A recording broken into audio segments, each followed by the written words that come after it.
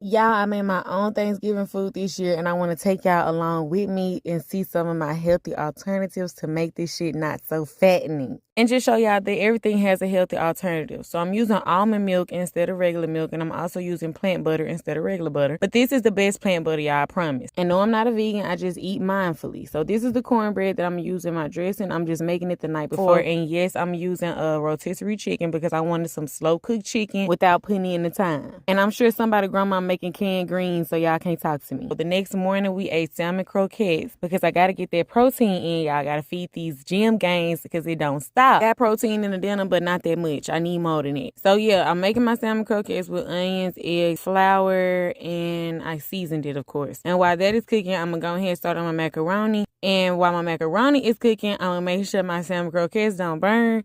And they was pretty good. They was falling apart a little bit. I could have added like another egg or something, but it was still fine. It was a patty. Then I put my sweet potatoes in the oven for my pies later, and my man is making mimosas, turn me the fuck up, and other festivities that my cat also loves.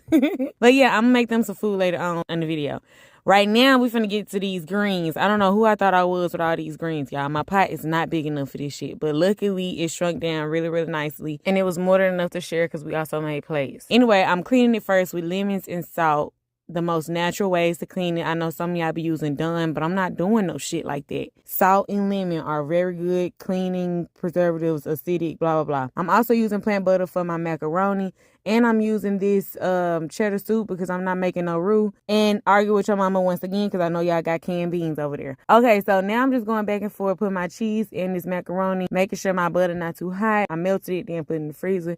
And I just go back and forth with ingredients until I get the consistency I want. I don't really know the measurements. I knew them once upon a time, but now I just be winging it and just looking at it and tweaking it as I go.